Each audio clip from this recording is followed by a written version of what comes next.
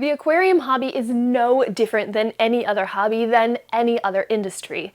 Every year we see new trends come into play and old ones from the years past fade out.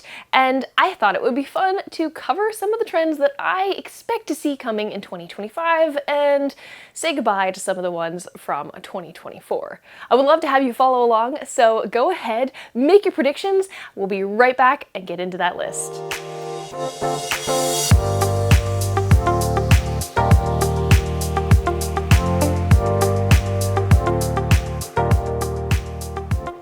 Hi there!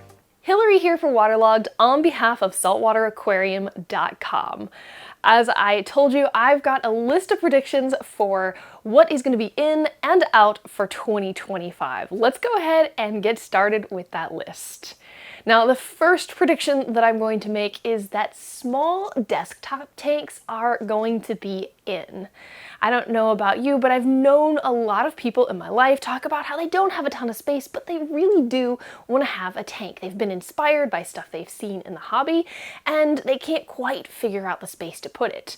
But they've noticed some of the small tanks and some of those desktop jars that people are putting together recently, and they thought maybe I'll give it a try. So my first prediction is that there's going to be a surge of some of the small desktop nano and pico tanks, just like those ones from P&W Customs. Now, what is headed out is some of those massive large tanks that are ending up being dividers for rooms. Yes, those are great tanks, but it takes a lot of time and energy to take care of them, and in order to fill them with coral and fish, it's not the easiest thing. A lot of times, frags that are individual small plugs, that's all we can find. And so getting the corals to fill a space that's that big is not always the easiest. So I'm going to predict that some of those larger tanks are not going to be as popular and trendy in 2025.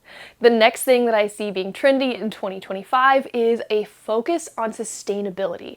Not just where our fish are coming from, but also our invertebrates. As we progress into the future, more and more availability is coming onto the market for the invertebrates and the fish and even live rock and the way it's being aquacultured. So I really hope to see a stronger focus on stuff like that. Now, what is going out is some of those wild-caught species. I believe that we're finally learning from our mistakes. We're having tanks crash, we are having corals wiped out by these new pests and bugs, and we're realizing that we want to make a conscious effort to do better for our tanks, which sometimes means less wild caught. The next thing that I see being trendy in 2025 is cold water tanks. For the most part, all of the tanks that we keep right now in the saltwater aquarium hobby, with the exception of a few people, are typically warm water tanks. It's pretty easy. But I believe that there is going to be a surge of cold water tanks. There's such an amazing diversity in the cold water realm, and those species really don't get a lot of love because so much of the hobby in the industry is geared towards those warm water species. So I really hope that 2025 brings a surge of those cold water tanks into people's homes. Now, what I see heading out is the trend to have both freshwater and saltwater tanks at home. Not saying that there's anything wrong with having both fresh and saltwater, but I think people are realizing that you can actually have a planted tank with a lot of gorgeous biodiverse vegetation in it and still have it be saltwater.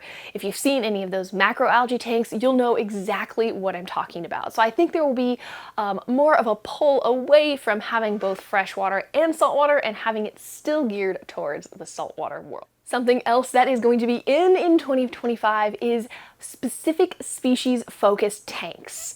I think that people are going to be fascinated by individual species or small groups of species, almost like a biotope. Having their tanks be focused on species from a specific area or a few individual similar species where they can study what those species are doing and further the hobby, further the knowledge base that we have focused around those individual animals. What I see headed out from 2024 is the need to have one of everything.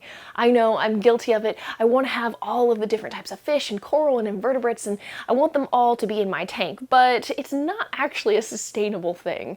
It doesn't really make sense to have one of every kind of zoa in your tank unless, say, you've got a zoa garden, or to have one of all of the different kinds of corals out there, because let's be honest, our tanks are only so big, and there's a lot of battles that go on between corals, so we want to make sure we have a lot of space for them. And that is one of the reasons why I see there being a push away from having all of those individual different kinds of species in a tank. In 2025, I believe that we are going to see a trend towards some of the OG corals, ones that maybe were in the hobby in the very beginning, but kind of faded out as we found the brighter, more colorful lights, and people realized how colorful corals can be. I think there's going to be a push towards getting back to basics and back to the roots and really truly appreciating some of the beauty that can be in the less colorful corals that are available in the hobby. Now, on the flip side, stuff that I see going out is the trend for those really expensive designer corals, like those crazy dragon torches and those mushrooms that are several $100s a piece. Not to say that they're not gorgeous and beautiful, but people are really truly getting into the hobby and fully discovering all of the beauty that is there, and it doesn't necessarily come in all of the colors. So as they're growing their expertise, I see a trend away from the flashy, colorful stuff. Okay, last but not least, the one final thing that I see coming to fruition in 2025 is more reefing realities. And what I mean by that is I believe that in 2025, people are really truly going to share the stories of their reef tanks. We're going to talk about when we have algae issues and when our corals die, or when we are just getting fed up and just can't seem to figure out our problem and we're struggling. And this is going to come with solutions from other hobbyists. We're going to grow as a community and we're going to help each other solve problems so that we can be better hobbyists and we can keep this industry growing and thriving.